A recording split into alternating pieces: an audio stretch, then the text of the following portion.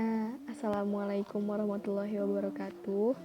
Kenalin, nama aku Wahyuni Amalia Putri dari kelas 3B jurusan Ekonomi Syariah dengan NIM 5011900051. Sebelumnya, apa kabar nih teman-teman semua? Mudah-mudahan kita selalu sehat dan selalu dalam lindungan Allah Subhanahu wa Ta'ala, dan juga tetap semangat untuk kita semua karena sebentar lagi kita mungkin mau memasuki minggu ujian akhir semester. Semangat belajarnya semuanya. Jadi kali ini aku buat podcast tentang bincang-bincang sedikit mengenai selayang pandang manajemen risiko syariah. Yang pastinya teman-teman semua pasti udah tahu secara umum atau secara garis besarnya manajemen risiko syariah itu apa. Nah, di sini mungkin aku bakalan ngejelasin sedikit tentang manajemen risiko syariah. Baik, yang pertama itu adalah manajemen. Manajemen merupakan cara atau sesuatu aktivitas yang dilakukan oleh individu maupun organisasi untuk mencapai tujuan dari kegiatan yang dilakukan. Dilansir pada blog www.linovvhr.com, di situ begitu banyak penjelasan tentang para ahli mengenai manajemen, dan yang aku ambil itu tentang manajemen yang bersumber dari Dr. Randus Haji Malayu SP Hasibuan. Jadi, beliau berpendapat bahwa manajemen adalah sebuah seni atau ilmu untuk mengatur dan memproses sumber daya yang ada, baik itu sumber daya manusia maupun sumber daya yang lainnya. Sumber-sumber tersebut diproses dan diatur demi mencapai tujuan tertentu. Kemudian selanjutnya resiko. Resiko itu menurut aku pribadi suatu ketidakpastian yang mungkin saja bisa terjadi dan tidak terjadi dengan dalam konsep itu tidak pasti gitu. Nah, kemudian kalau diambil dari beberapa sumber seperti Arthur J. Cohn pada tahun 2000, jadi beliau berpendapat bahwa resiko adalah prospek suatu hasil yang tidak disukai atau operasional sebagai deviasi standar.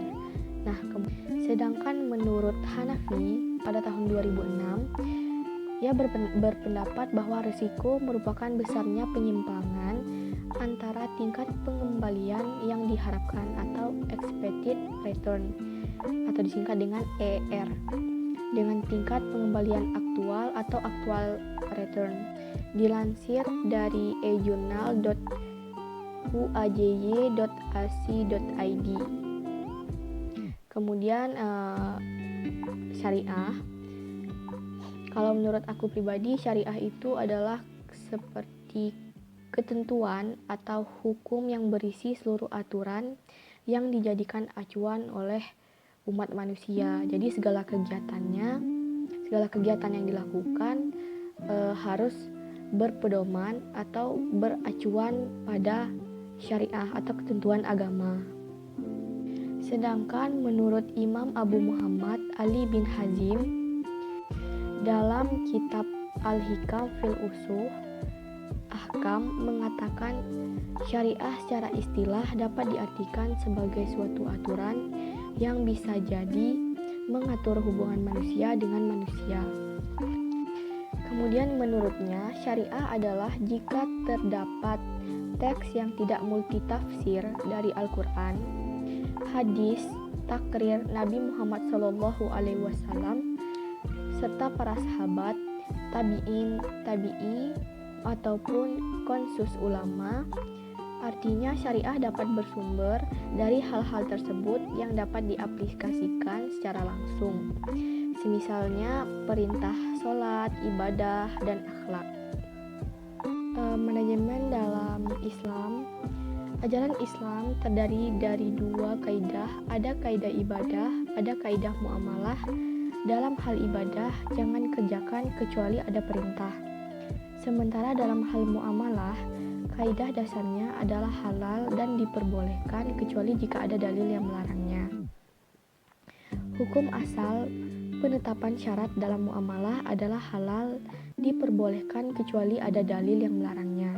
Sehingga dapat kita simpulkan bahwa manajemen risiko itu adalah suatu cara yang dilakukan untuk menghadapi ketidakpastian yang mungkin bisa saja terjadi dalam kegiatan yang dilakukan individu ataupun organisasi dengan mengacu kepada hukum-hukum Islam.